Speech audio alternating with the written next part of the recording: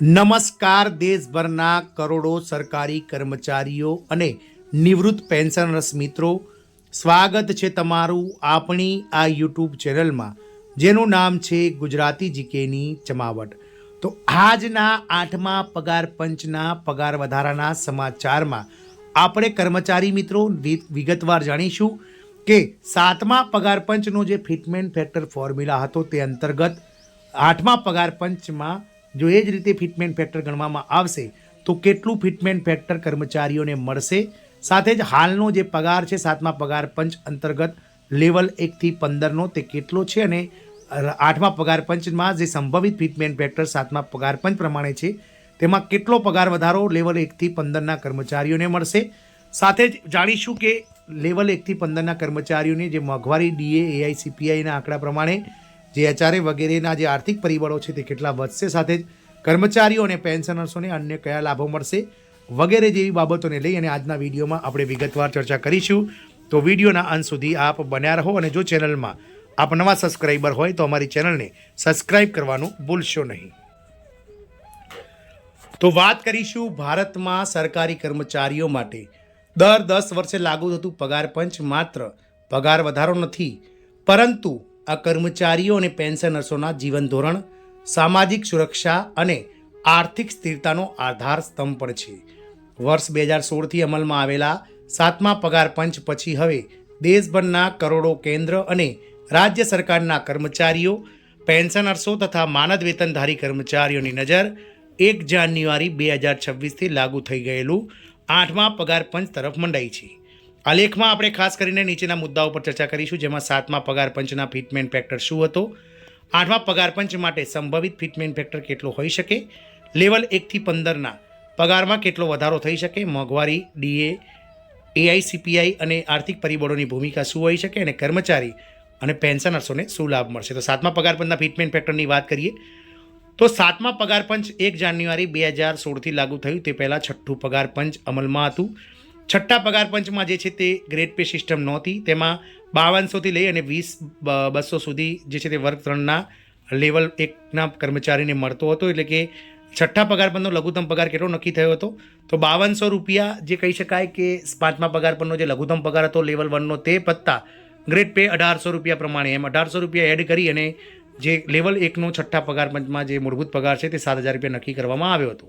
7મા પગાર પંચમાં 2.57 પહેલી વાર ફિટમેન્ટ ફેક્ટર ગુણાકાર નક્કી જે છે તે અમલમાં આવ્યો હતો, અને 7મા પગાર પંચમાં જે લઘુત્તમ પગાર છે 7000 તેને 2.57 વડે ગુણી અને લેવલ 1નો પગાર 18000 રૂપિયા કરવામાં આવ્યો હતો. એટલે કે 6ઠ્ઠા પગાર પંચના પગારમાં 157% વધારો જે છે તે જોવા મળ્યો હતો. 8મા પગાર પંચ માટે સંભવિત ફિટમેન્ટ ફેક્ટરની વાત કરીએ તો નિષ્ણાતો, કર્મચારી સંગઠનો અને આર્થિક વિશ્લેષકોના અનુમાન મુજબ 8મા પગાર પંચ માટેના ફિટમેન્ટ ફેક્ટર નીચે મુજબ હોઈ શકે છે. તો 2.28 સરકાર માટે ન્યૂનતમ નાણાકીય ભાર, 2.50 સંતુલિત વિકાસ વિકલ્પ, 2.86 કર્મચારી સંગઠનોની મજબૂત માંગ, અને 3 મોંઘવારી અને ડીએને પૂરેપૂરી સમાયોજિત કરવા માટે. આ લેખમાં આપણે 2.86 વિશે વિગતવાર જાણીશું. તો 7મા પગાર પંચ પે મેટ્રિક્સ લેવલ 1 થી 15માં હાલનો મૂળભૂત પગાર.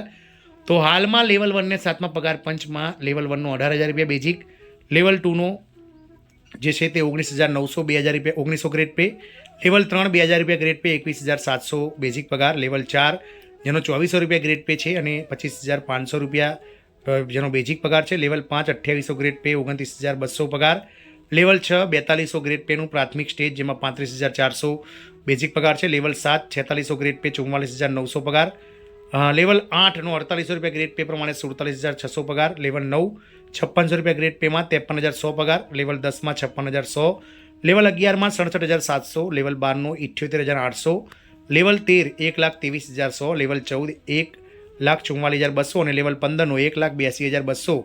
હાલમાં આમ લેવલ 1 થી 15ના જે છે તે 7મા પગાર પંચમાં આ બેઝિક પગારો શરૂઆતના ધોરણે લાગુ પડે છે. 8મા પગાર પંચના સંભવિત વાત કરીશું 2.86 ગુણોત્તર પ્રમાણે વાત કરીશું. તો ફિટમેન્ટ ફેક્ટર જો 2.86 મહત્તમ લાગુ કરવામાં આવે છે તો લેવલ 1 થી 15નો સંભવિત પગાર કેટલો હોઈ શકે, તો લેવલ 1નો જે હાલમાં 7મા પગાર પંચમાં 18000 રૂપિયા પગાર છે તે વધીને ગ્રેડ પેમાં કહી શકાય 2.86 ગ્રેડ ફિટમેન્ટ ફેક્ટર આધારિત પર 8મા પગાર પંચમાં 51480 રૂપિયા નવો બેઝિક પગાર મળશે લેવલ 1નો. એટલે કે લેવલ 1નો ગ્રેડ પગાર વધારામાં લગભગ 3 ગણો વધારો થશે. લેવલ 2માં 19900થી વધીને 56914 બેઝિક પગાર થઈ જશે.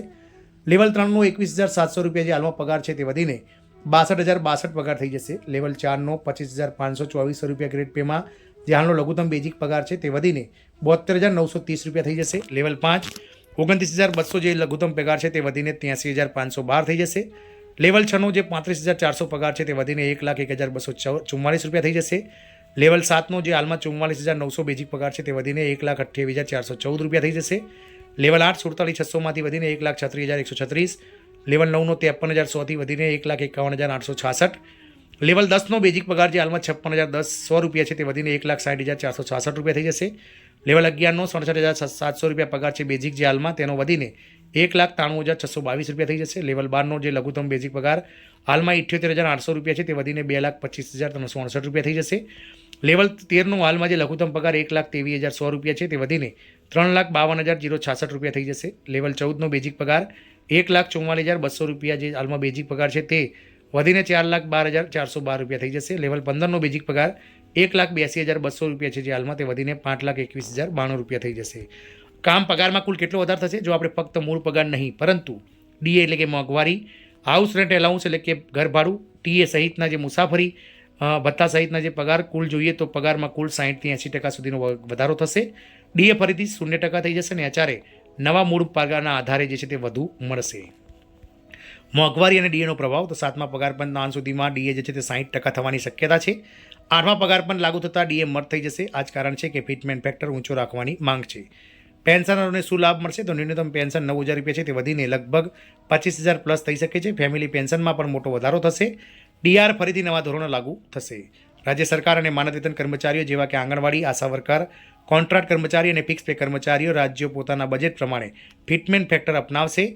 વાત કરીએ જો 8મા પગાર પંચ 2026-27માં અમલમાં આવે અને ફિટમેન્ટ ફેક્ટર 2.86 રાખવામાં આવે તો લેવલ 1 થી 15ના કર્મચારીઓના પગારમાં ઐતિહાસિક વધારો જોવા મળી શકે છે.